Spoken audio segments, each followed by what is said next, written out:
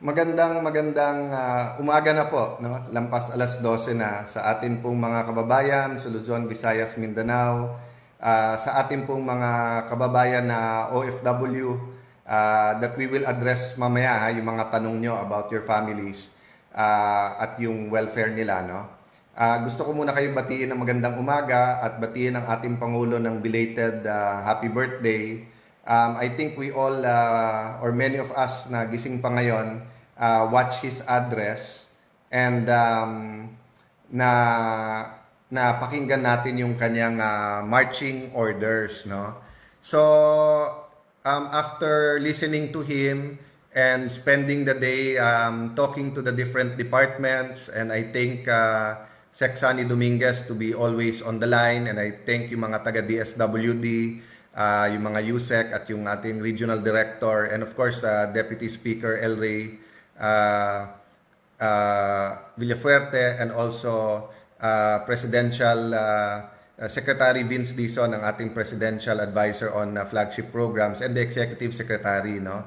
So, in-expect ko na bukas makikwento ko sa inyo yung written part ng report, di ba? So, meron na yung live broadcast, yung report ng ating Pangulo, and he gave very clear marching orders. Pero dun sa specifics, allow me to talk about some of that tonight, and allow me to address also yung feeling ko as a legislator sa mga kasamahan natin sa IATF, no? So, to go straight to the point, sinabi ng Pangulo may 200 billion at ito ay para sa 2 months, 5 to 8,000 pesos para sa 18 million Filipino families. So, himayin muna natin isa-isa yon para klaro sa lahat, ha. There are more than 24 million Filipino families, no? So, about 109 million Filipinos.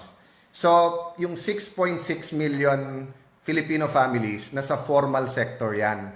Yan po ang mga may trabaho, SSS, GSIS, may income tax and everything. So there's going to be a different package, especially for small, micro, small, medium enterprises. Kasi more than 90% ng trabahante or ng mga trabaho nasa micro, small, and medium enterprise. So there's going to be a package for that. Yung Bayanihan to Heal As One is for the 18 million Filipinos na makareceive ng 18 million Filipino families na makareceive ng 5 to 8 million 5 to 8,000 pesos each, no?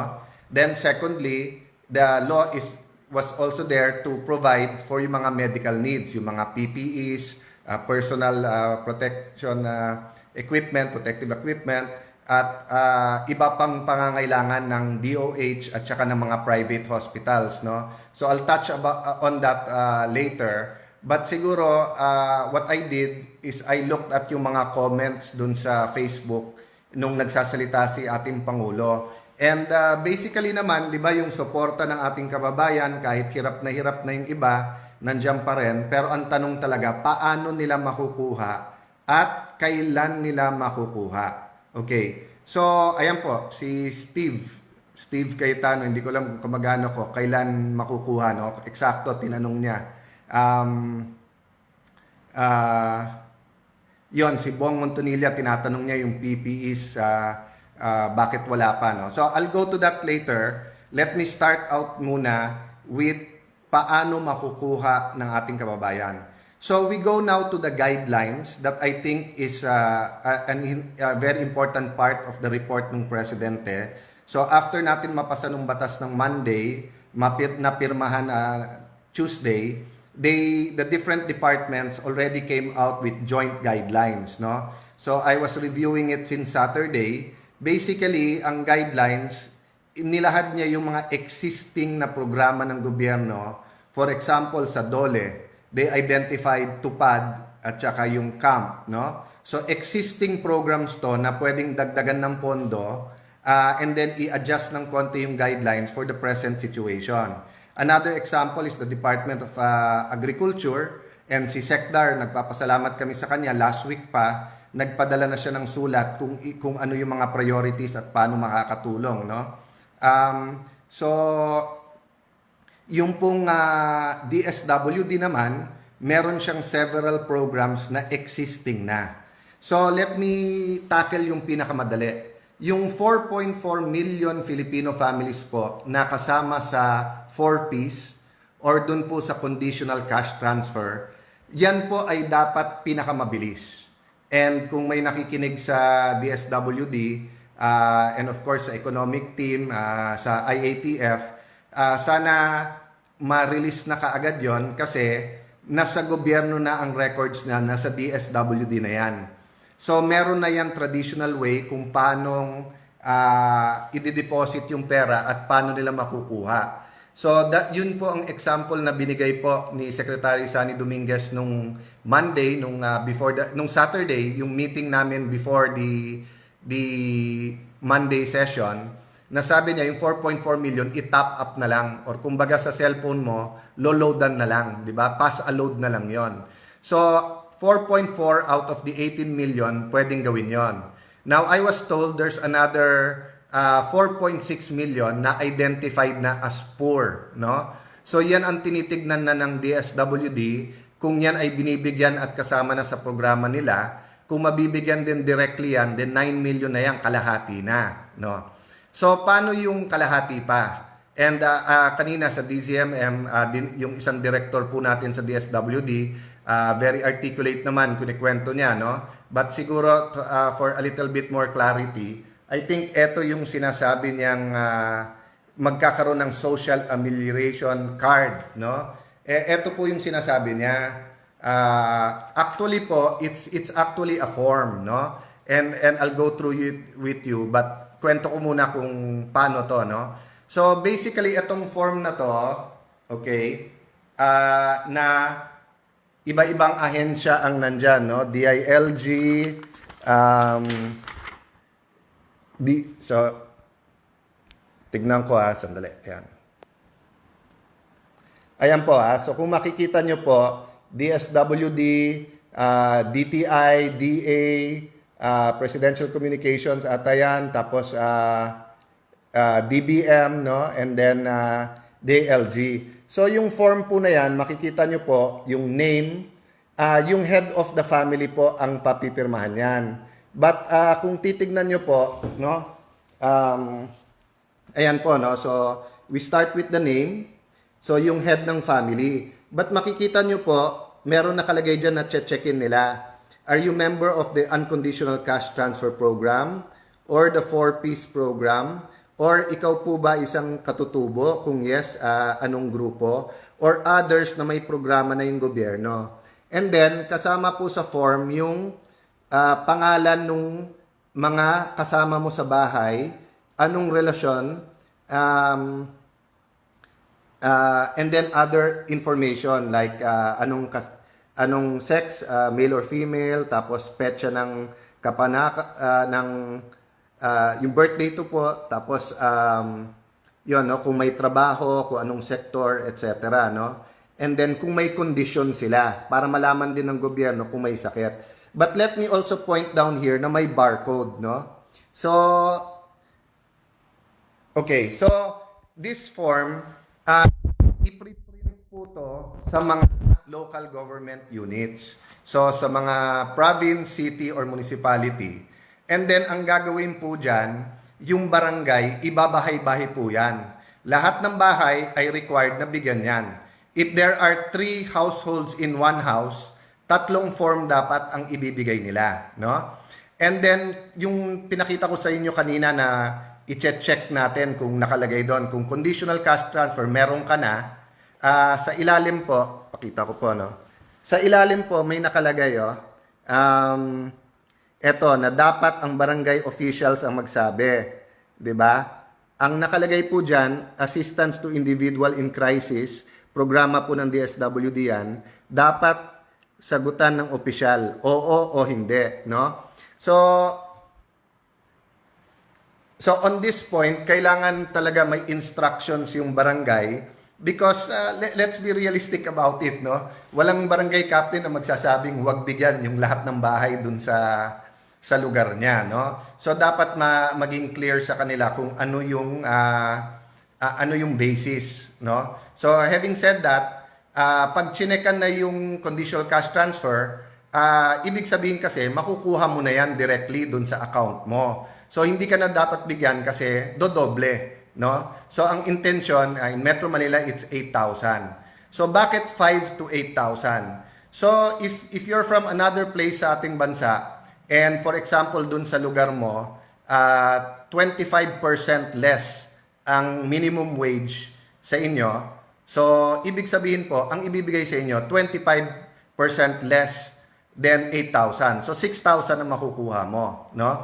So yun po ang ibig sabihin po dun sa 5 to 8,000, no? So yung form na to, napaka-importante po na ma-fill-upan ka agad. So nung isang araw po nag-post ako, 'di ba, na ang distribution sana house to house, sana po yung COA, picture na lang, cellphone na lang para wala nang ballpen, wala nang hawakan. So nakikiusap ako sa lahat ng LGU, although pa pipirma nyo yung form na to, 'di ba? Siguro pagkabigay hintayin nyo, but the less interaction kasi and the less surfaces na nahahawakan natin, pinapasa natin, the less risk of infection. But I guess because nga tama yung sinabi ng ating Pangulo, this is the biggest ever programa ng gobyerno na magbigay ng ganitong amount kasi ngayon lang naman tayo nagka-problema na ganitong kalaki. So ang problema kung walang basis din kung sinong bibigyan, unang-una hindi mo bibigyan 100% ng household We're going to give 18 million out of 24.4 or 24.6 million Filipino families. Now, kaya ko po tinuro yung barcode kasi yung iba kanina nagtatanong na sa akin if they can print. So, nung nagtanong kami sa DSWD, ibibigay pa daw sa regional director yung barcode for that city or municipality.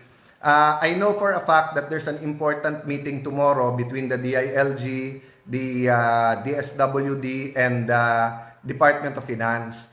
So, pakitignan nyo po itong barcode na to. Kung by the time mag-meeting kayo tomorrow morning, na-release na yan, ibig sabihin, first thing in the morning, nag-preprint na yung mga LGU. Pero by the time na meet kayo or by the time na alas 9, alas 10, alas 11, kung wala pa yung barcode na yan, you might want to consider getting rid of it na. Because the barcode will actually help you sa liquidation and later on sa classification. But ang tao, kailangan nila yung pera ngayon na. Diba? They cannot, people should not be made to wait any longer. Doon ko nakikita po yung desire ng Pangulo na makuha nyo ASAP or as soon as possible. Doon sa pagbibigay niya ng power. Sinabi niya kanina, ine-empower niya na lahat ng departamento. So kung guidelines lang po ito, nasa atin na po yan. Pati COA naman po, ang alam ko po, ang COA is being very sensitive ngayon at coordinated din naman, no? So what's going to happen? What's going to happen is that merong memorandum of agreement na ibibigay ang DSWD sa lahat ng LGU, and as soon as the mayor or governor signs it, no, they should download a certain amount depende kung anong household. So for example, kung sa Taguig, kung 220, 240,000 households kami, pero kung ang qualified ay 140,000 household, magda-download na sila ng 8,000 times 140,000, no? Kasi yung downloading can take 1 or 2 days. So, ang recommendation namin, kahit print pa yung form, kahit iniikot pa yung form, i-download nyo na kaagad yung pera para walang delay. Total, hindi namang pwedeng galawin nung mayor yan hanggang wala yung mga forms, no? So, going now to the forms, napaka-importante na yung mga mayors at kapitan ay nagkakaisa in how to do this because any delay will also cause delay sa pag-aabot ng pera. Medyo naawa ako dun sa director ng DSWD nung tinanong po sa DZMM, more or less kailan ba marireceive ang pera.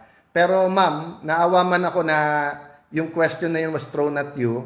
Lahat po kami na on the ground. Lahat po kami na araw-araw na sa kalye, kausap ang mga tao. Tanong nyo po sa mga polis, tanong nyo sa mga barangay kagawad, tanong nyo sa mga mayor. Yung po ang tanong since Monday, since napasa yung batas, no? So ako naman po, nababantayan ko naman Nakikita ko kung gaano kahirap gawin din yung guidelines at ibaba ito.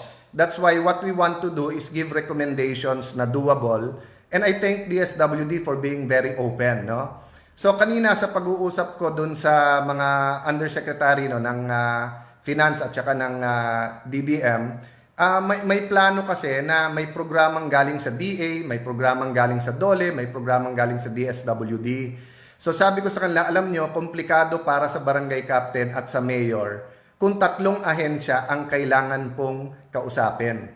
Ako nga po as speaker, kausap ko yung mga ahensya para sa 300 congressman lang, mahirap na eh. What more if your barangay has 50,000 people, di ba? And what more if your city has 100, 200, 500,000 households, di ba? So kung ang gagawin natin ay sa DSWD, yung traditional na guidelines ng AIX which is 5,000 lang, so yung 3,000 para maging 8,000 manggagaling pa sa DOLE. So magdodoble pa yung listahan mo, no? So ang suggestion ko, total, yung mga programa na to ay regular programs at may pondo ito. Yung present na pondo nyo, which is anywhere between only 1 to 9 billion per department or 10, di ba? Billion. I-hold nyo yan, gamitin nyo yan for your specific purpose, no? I'll explain that a little bit later. But yung 200 billion, ang tignan natin kung paano natin i-distribute in the fastest way and in the most efficient way, no? So, meaning, for example, no, if DSWD has 9 billion para sa AIX, yan po ay para sa mga nagkasakit, yan po yung sa mga individual na may crisis, di ba, namatayan, etc. So, keep using the money for that. No? But yung 200 billion na padating, dun mo i-distribute yung 5 to 8 billion 5 to 8,000 pesos per family, no? So kung halimbawa yung family na yon nakakuha ng 8,000 pero may kapamilya sila na ospital, so pwede mo pa rin bigyan ng additional sa AIX naman sa regular program nyo through the regular channels, di ba? Ganun din naman sa DOLE. Kung nakuha mo 8,000 pero yung programa for example nila dun sa wage earners ay 15,000, pwede mong dagdagan ng 7,000 later on. Pero yung first wave ng pagdidistribute, dapat yan magawing madali at ang recommendation namin na mukhang inadapt, house to house ito, no? So yung mga kapitan at LGU. So ang recommendation namin po ay may 5 kasama. First yung LGU kasi syempre siya nag-implement. Second yung barangay. Pangatlo po pwedeng congressional staff, no? Para ma-report ka agad din sa Kongreso kung may problema sa implementasyon ng batas. Pang-apat, PNP or AFP. Kasi pera tong dala na to eh. So syempre kailangan yung security din na niyan, di ba? And then yung panglima, yung association or yung NGO o homeowners association or kung urban poor yon, yung urban poor organization. Bakit? Kasi we want the least number of people to go into your barangays.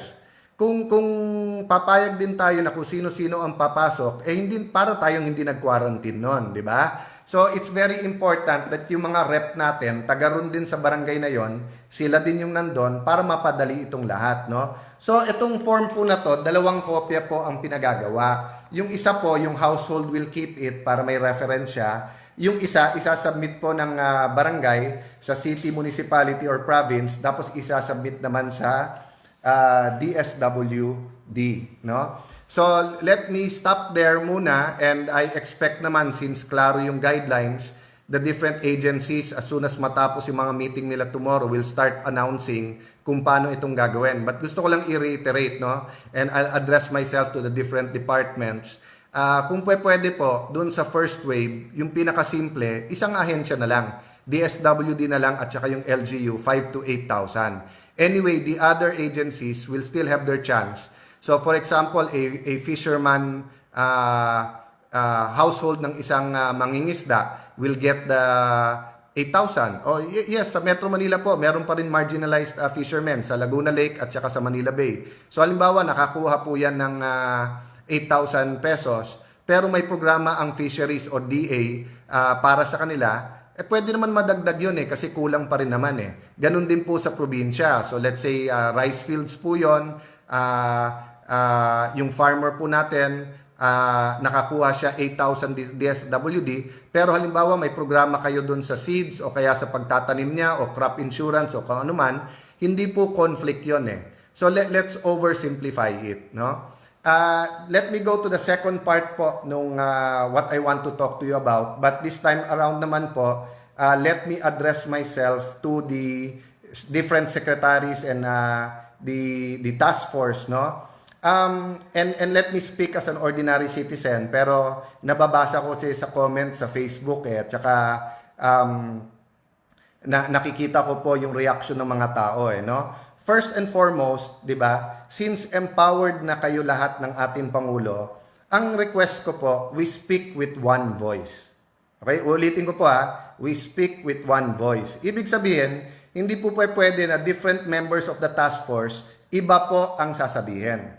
I know that's not the intention, and I know sometimes tricky yung media kasi pag nagtanong, nag-clarification, yung context minsan, lalo kung tweet pa lang yon or kung nasa online na hindi kompleto, kung hindi naman yung buong video, minsan nami-misinterpret. But I'll give you an example. Di ba? Today, sabi ng isang news report, sabi ni Sec Anyo, hindi dapat i-extend yung quarantine. Sabi naman ng isang report, sabi ni Sec Duque, dahil hindi pa naman natin nakikita yung peak at hindi pa natin nakikita yung takbo ng dapat i-continue yung quarantine or hindi pa niya nakikita yung dahilan to stop the quarantine. So, I know they're telling us their opinion regarding yung kanilang duty. So, kay Sec Anyo as DILG sa law enforcement sa quarantine. Pero si Sec Duque naman sa health. So, anong point po na to? Sana po, yung discussions na yan, dyan na sa inyo sa task force. Pero pag lumabas, isa lang ang sasabihin, di ba? Kasi hindi naman pwede kung may 15 membro ng task force, 15 ang opinion, malilito talaga ang mga tao. At pag nalito ang tao, akala nila nalilito din ang gobyerno. But I'm very confident that actually, hindi naman yan ang ibig nyo sabihin. So this is what I was saying the other day, that communication problem, minsan communication problem, no? Let me go on and address myself to DOH, no? I know na talagang overwhelming ang task ninyo. Yung nakikita ko naman very professional naman yung spokesperson nyo. But having said that, you have to get the point. Nalilito ang tao dahil hindi lang naman word nyo ang nakikita. I'll give you an example. Nabasa ko po, may businessman magbibigay daw ng 500 million na PPEs, worth ng PPEs. Tapos nabasa ko naman, marami pong nagre-raise ng funds privately, and thank you po sa inyo, para po bigyan ng PPEs yung mga ospital. And then here comes DOH saying, don't worry, 2 billion na ang pinabibili natin, no? So, yun po ang point ko, no? One voice, but aside from one voice, kailangan may simplicity at clarity. Ang kulang po kasi sa sinasabi ng DOH, ilan ba ospital natin, ilan bang beds? Paano nyo ba kino-compute yung PPEs, no? Yung personal protective equipment, no? So, may isang health expert, binigyan ako ng formula. Ayoko lang sabihin dito kasi bine-verify ko at hindi naman ako health expert, but just an example, sabi niya, sa isang bed, let's say kung 10 ang kailangan na PPEs, di ba? Kasi hindi naman pwedeng same PPE parati ang gagamitin, lalo pag COVID-19 na pinag-usapan. So, mako-compute mo yung kailangan na PPEs, mako-compute nyo to regarding ilan ang beds. Ganon din naman yung beds, di ba? Mako-compute nyo sa anong projection nyo kung ano yung peak ng ma-infect at ilan ang ma-hospitalize, di ba? So, ang problema po kasi, di ba, may mga international shows na napapanood na ng ating mga kababayan So, nako-compare nila kung paano yung National Health Service halimbawa ng UK, or kung paano si Governor Cuomo ng New York, or kung paano si President Trump, yung Surgeon General, yung Secretary of Health nila magsalita. So, for example, no, sinabi ni Governor Cuomo na, well, you know, the hospitals are saying that because they're used to having a supply of 3 months. And they'd be rather that at least 1 month yung supply. But I can tell you, all of our hospitals have supply for the next few days, and we're purchasing enough for the next few days. So can you imagine how people feel pag nabasa na you're going to buy 2 billion, pero may magdo-donate ng 500 million, and may umiikot para sa additional donation, at may mga doktor, lalo outside Metro Manila, who's saying that in a few days, wala na silang stock. No? So it's not enough to just say, 2 billion, binibili namin. Hindi. No? Tell us the number of hospitals per region. Ilan beds yan, ilan i-deliver nyo, di ba? And then, i-communicate nyo yan sa mga ospital para sila mismo, pagka humingi sila sa tao or sinabing kulang, they can say what they meant by kulang ito, no? Ganun din po siguro sa DOH, kailangan very clear yung ating public health strategy, di ba? So very clear naman sa lahat, stay home para hindi maghawaan. Pero yung sa testing po, all of us know yung rule na test, test, test. Pero I think kailangan ipaliwanag ng husto, ano ba strategy nyo sa test? You know, you just can't announce that nagdagdag kayo ng testing center. As I said, I understand where you're coming from. Nakikita ko naman yung point nyo doon, di ba? Pero just saying that you're adding testing without telling people why and what the strategy is, 'di ba? Is causing problems. So, wag niyo pong sagutin niyo po yung media, pero po don't let the agenda nung nagtatanong sa media hijack our agenda. So, the Department of Health should be the one very clearly stating the public health strategy. And pabayaan mo na lang magtanong ang media. If it takes you 2 hours to explain the strategy, to give accounting of ilan beds per hospital, per region, per province, kung to explain everything, so be it, di ba? Wala naman sa konstitusyon natin na sa press con, kailangan 15 minutes ang inyong briefing and then 2 hours ang tanong ng media. Kaya nagtatanong ang media because hindi comprehensive or hindi arranged in a way yung briefing natin na maiintindihan nila very clearly, no? So lastly po, yung sa simplicity at clarity, hindi nyo po matatanggal talaga sa tao magtatanong ng timeline. So kami naman po sa Kongreso, lalo po sa House of Representatives, yung sa oversight, we will be constructive, di ba? Kami na magsasabi sa tao mismo kung tingin namin yun talaga ang proseso, government cannot get out of that kasi madaling madaling mag-criticize madaling maging expert kahit hindi ka expert sa lugar na yan during times of crisis. On the other hand, we can't just keep saying yes when we see that there's something happening or may pagkukulang o kaya 'di ba yung tingin nyo klaro yung message nyo sa gobyerno, but on the other hand hindi talaga klaro, no? So,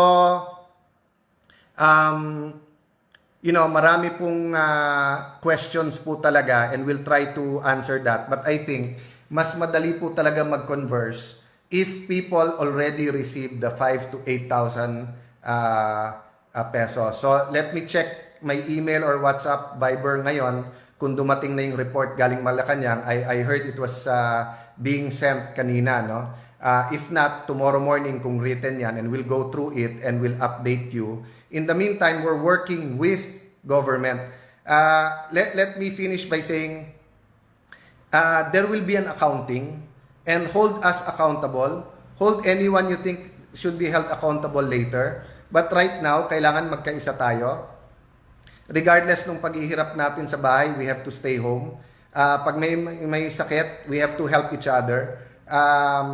Kung ano yung pondo ng gobyerno, we have to get it to the people right away. So yes, let's criticize each other kapag kailangan. Ibig sabihin kung kailangan may gisingin natin. But still, let's do it in the spirit of working together. Kasi it's not normal times There's really a national health emergency and every move that we make can make it worse, di ba? Nag-quarantine ka, it's good for the public health strategy, meaning wag kumalat yung disease. Pero kapag ka naman nagkasakit naman yung mga tao, kung magugutom naman yung mga tao or yung mga ibang sakit naman at puno ang ospital, they'll start questioning why make us stay home, di ba? So let me finish at let me end at that point and assure you that quietly everyone is working, no?